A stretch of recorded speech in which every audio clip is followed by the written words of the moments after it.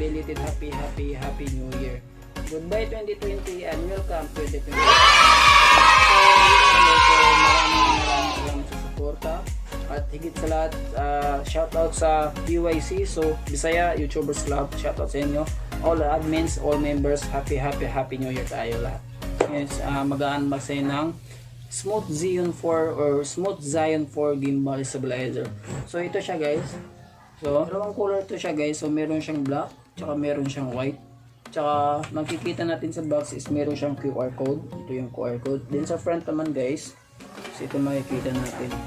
Bakit ba ako bumili nito?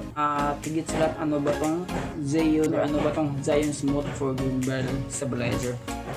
So, kunting tips lang guys. Kumari yung phone mo is naka-video ka tapos tumatakbo ka or kaya gumagawa ka ng filmmaking video. So, bali kapag yung video may medyo shaky siya. So, gamit itong ZHIYUN Smooth 4 is yung shaky ng phone video natin is mawawala siya. Yun nga lang guys. So, kung may mali ako, so please comment na lang. So, sorry guys, nabili ko siya noong December 12 kasi nag-sale nung Shopee. Almost 50% ata yun or 40%. So, nabili ko siya almost 3,700 plus. Dala kasama na yung shipping.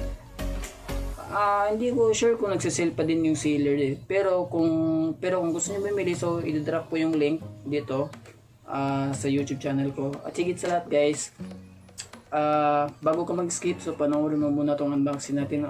Kahit 3 minutes lang, 4 minutes, okay na ako doon. Then, huwag mong kalimutan mag-subscribe.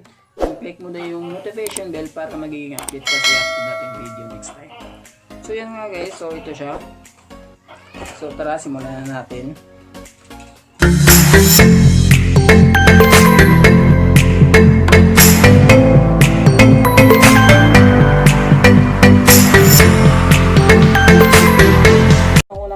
Natin guys, so is meron siyang hard case styro box. So magatin, safety na safety kasi hindi siya ordinary na styro, makapal siya, tapos color gray. Then sa front naman guys is makikita natin yung na logo natin, no?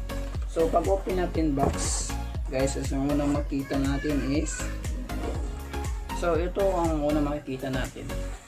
So ito yung gimbal stabilizer. Then, ito yung Type-C cable, small tripod.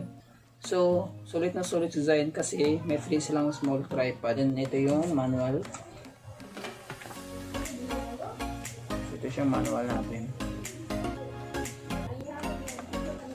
Ang higit sa lahat, yung body niya. So, ito na yung ZHIYUN 4 stabilizer. So ito siya guys, dito ang itsura niya. So ito yung main niya, manual. So umikot siya guys, ang ganda niya. Then ito yung dito yun yung charging port natin, Type-C taas. So actually guys, ating tatlong motor to eh. Ito sa taas, tapos sa gitna, dito sa taas, dito, tapos sa gitna, tapos dito sa baba. Tapos ito yung zoom natin. Tapos ito yung tinatawag natin nga pan follow tsaka lock. Tapos ito yung ano ba tawag dito?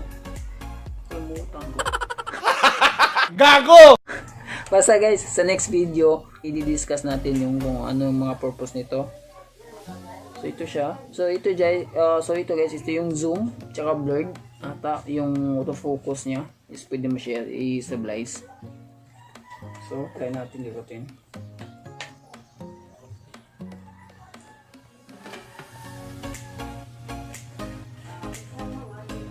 Tsaka ito din yung menu niya guys. Ito yung menu niya.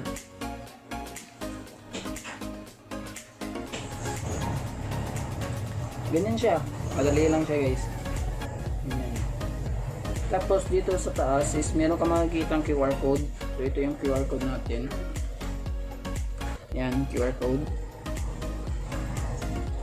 Ganyan na siya guys.